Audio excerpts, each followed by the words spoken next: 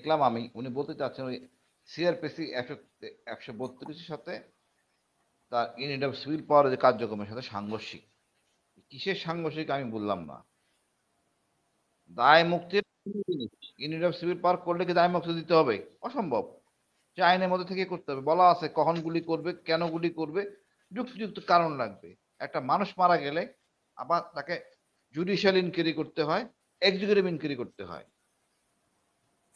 যাতে এই যে গুলি ছুড়লো মানুষ মারা গেল বৈধতা হয়েছে কিনা। কিন্তু আর হইলেও কিছু আসা যায় না। এটা সেনাপ্রধান সকল ডিজিএফআই পালায় গেছে। তার অধীনস্থ যারা ছিলেন ডাইরেক্টর লেভেলের, এদের মধ্যে অনেকে হয়তো জেনারেল হয়েছেন, তাদেরকে এখন অন্তরীণ করা হচ্ছে বা আইনে আওতায় আনা হচ্ছে। এখন কষ্ট পাচ্ছে কেন? আপনি ডিজি ফেরা ডিজিরা এই অপকর্ম করছেন, সেনাপ্রধান জানতেন না? কেন তাদেরকে দায়িত্ব দেওয়া হইলো? ওনার মানে চেষ্টার মধ্যে ত্রুটি আছে। ওনার বুঝতে হবে, আমরা বুঝি উনি আত্মীয়, বাট হলেও উনি এখন নিরপেক্ষ থাকতে হবে। আচরণবিধি এমন হইতে হবে যেন কোনো সন্দেহ প্রকাশ না থাকে। আপনি কথা বলতেই পারেন না। এই দায় মুক্তি, অবশ্যই দায় মুক্তি, যদি সে সত্যকার কাজ করে দায় মুক্তি অবশ্যই হবে। ওই জন্য বললাম জুডিশিয়াল ইনকোয়ারি, এক্সিকিউটিভ ইনকোয়ারি, দুইটার কোনোটাই হয় নাই। হেলিকপ্টার থেকে গুলি ছুড়েন তখন তো আপত্তি করেন নাই, কেন বাধা দেন নাই? কেন বাধা? আপনার 9 ডিভিশন চলে আইছে, কমন হেডকোয়ার্টার করা হয়েছে, এপিসি নিয়ে আপনার মাউন্টেন ডিভিশন, মাউন্টেন কি বলে মেন মেকানাইজ ব্রিগেডকে লাগানো হয়েছে যাত্রাপুরে, যাত্রাবাড়িতে। কেন? কার বিরুদ্ধে যুদ্ধ করতেছেন আপনি? আপনার হচ্ছিল না? সৈনিকরা বলছেন আমরা যুদ্ধ করবো না, তখন আপনার খুশি হয়েছে না? ইউএন চাপ দিছে তখন খুশি হয়েছে? এইসব ফালতু কথা বলে কোনো অবকাশ মাপ পাওয়ার কাজা নাই। উনি যদি ওই ডিজিফাই থেকে না ছাড়তেন আজকে অনেক অফিসার মাপ পেয়ে যেত। এরা হয়তো ক্যারি ফরওয়ার্ড করছে যে তাকে আয়নাঘরে ছিল, আমার সিনিয়রের কাছে ছিল, আমি দায়িত্ব নিছি। সে কাউকে অ্যারেস্ট করেন, এমনও আছে যে কাউকে সে আনে নাই। যে হামিদ হামিদ ছিল ডিজিডিজিএফআই, ও তো কাউকে অ্যারেস্ট করে আনে নাই, আগে থেকেই ছিল। আপনি সবাই ছেড়ে দিলেন ডিজিডিজিএফআই, আপনি জানতেন না কারাই অপকর্ম করছে? আপনার কোর্সের বিদায় আপনি আকবরকে ছেড়ে দিলেন, আপনার অন্যান্য যারা ছিল সবগুলো চলে গেছে। এখন অধীনস্থ এখন মানে আইনে আওতায় আসতে আপনার কষ্ট লাগতেছে। আমি তো মনে করি অফিসার ধরা উচিত সেনাবাহিনী প্রধানকে। আপনি ছেড়ে দেওয়ার জন্য কি অবস্থা হয়েছে? আপনি কথা নাই বার্তা নাই ব্রিগেডিয়ার হাসান নাসিরকে পিএমজি করলেন, কেন তারেক সিদ্দিককে পিএমজি করতে পারতেন না? গায়ে লাগে আপনার রক্ত কষ্ট। জেনারেল আকবর কিভাবে পালিয়ে গেল, মানে এটা তো একটা অনেক বড় একটা রিপোর্ট হয়েছে। মুজিব উনি চিনেন না? এরা কারা? কোর কমিটিতে কারা ছিল চিনেন না? ডিজিএনএসআই যে ভদ্রলোক, তাকে এখন পোস্টিং করা হয়েছে ঘাটাইলে। কেন? এই জিইউসির আন্ডারে কিভাবে কাজ করবে, নির্বাচন হবে? আমার তো মনে হয় সেনাবাহিনী সংস্কার জরুরি, দরকার হলে আন্দোলন করতে হবে, তাহলে এই নির্বাচন হবে না, গ্রহণযোগ্য হবে না, বিতর্কের সৃষ্টি হবে। কেন মির্জা ফখরুল ভাই কথা বলতে গেলেন? সন্দেহ সৃষ্টি করার জন্য। তারেক রহমান ভাইকে সুন্দর বক্তব্য দিচ্ছেন। এই কিছু লোক না বুঝে উল্টাপাল্টা কাজ করে বিএনপির বদনাম কারণ ছাড়া। আবার বিক্রম মিস্ত্রি কি বললো না বললো বিশ্বাস করার কোনো দরকার নাই। বিক্রম মিস্ত্রি ক্ষমা চায় নাই যে ডক্টর ইউনূসকে অসুর বানাইছে। আমরা খুশি হওয়ার কারণ নাই। আপনি সাপকে বিশ্বাস করতে পারেন, ভারতকে বিশ্বাস করবেন না, একই সাথে হাসিনাকে বিশ্বাস করবেন না। এরা আমাদের শত্রু, আজীবন শত্রু। ওদের চোখে চোখ রেখে কথা বলতে হবে, মর্যাদার ভিত্তিতে কথা হবে, কোনো শর্টকাট নাই এখানে। আর হলো তাজুল ভাই গুম, আবার তাজুল ভাইয়ের গুম। আমি যতটুকু জানি আরমান ভাইকে কালকে ইয়াতে ডাকা হয়েছে, ওনার মামলাটা আগামীকাল শুরু হবে ইনশাআল্লাহ। আমাদের তো খুব দ্রুত এক সপ্তাহের মধ্যে শুরু হবে। আমরা হতাশ ছিলাম না, দেরি হইতে পারে, অ্যাটলিস্ট শুক্র আমি বেঁচে আছি। যারা ফিরে আসে নাই তাদেরকে কি উত্তর দেবে সেনাবাহিনী প্রধান? তাদেরকে কি উত্তর দেবে ডক্টর ইউনূস বা গুম কমিশন? দিতে তো হবে উত্তর, মারা গেছে বা জীবিত কেমনে, এই ফয়সালা তখন হয় নাই।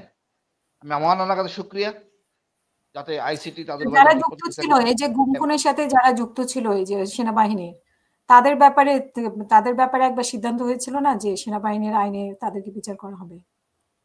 উনি তো আইনই জানেন না। যারা সেনাপ্রধান সব আইন জানবেন না। সেনাবাহিনী যাকে জ্যাক ব্রাঞ্চ আছে সব কটা জেলে ঢুকানো উচিত। আইনের মধ্যে বলা আছে কোনটা করতে পারবে কোনটা পারবে না। এটা মানবাধিক অপরাধ, হিউম্যান রাইটস ভায়োলেশন। এই অপারেশন, এই ধারাটা প্রযোজ্য হয় না সেনাবাহিনীর জন্য। আগে ছিল প্রথমে 3টা, এখন যোগ আছে নারী নির্যাতন, এই পরে এই 4 নম্বর।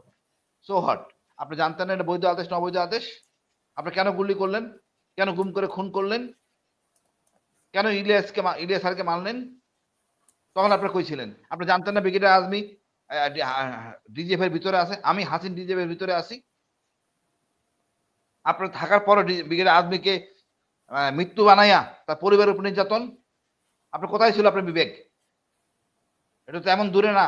আপনারা এলাও করছেন, এত বড় স্পর্ধা আপনাদের। তারা সিদ্দিকী বলছে ডিজিএফ এর ভিতরে মতো একটা পবিত্র জায়গার মধ্যে আপনি অপকর্মগুলি করছেন।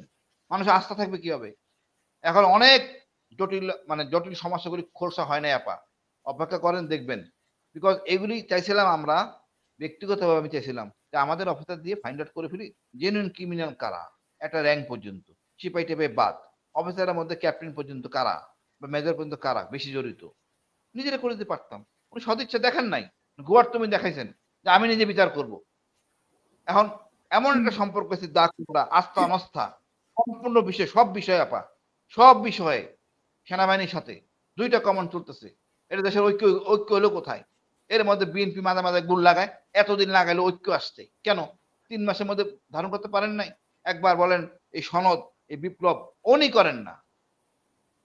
এগুলি বইলা বিএনপির ভাবমূর্তি নষ্ট হয়েছে। এই আবল তাবল কথা বইলা কি হইতো?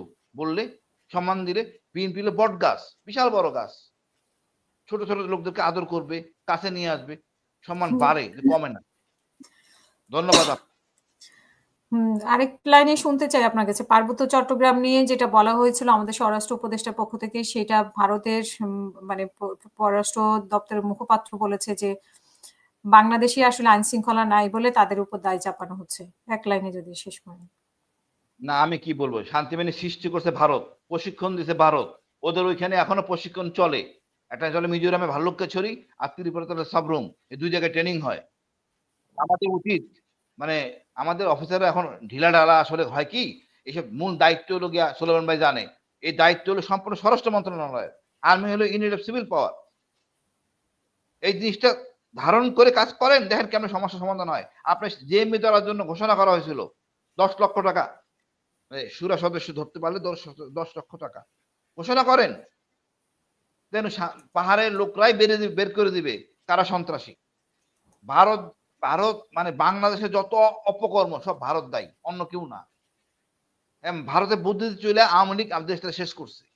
আমি মনে করি পার্বত্য চট্টগ্রামের সমস্যা নিয়ন্ত্রণে আছে, শান্তিপ্রিয় জনগণ দুই পক্ষে আপোষে থাকবে, শান্তিতে থাকবে, সমমর্যাদা সম অধিকারের ভিত্তিতে।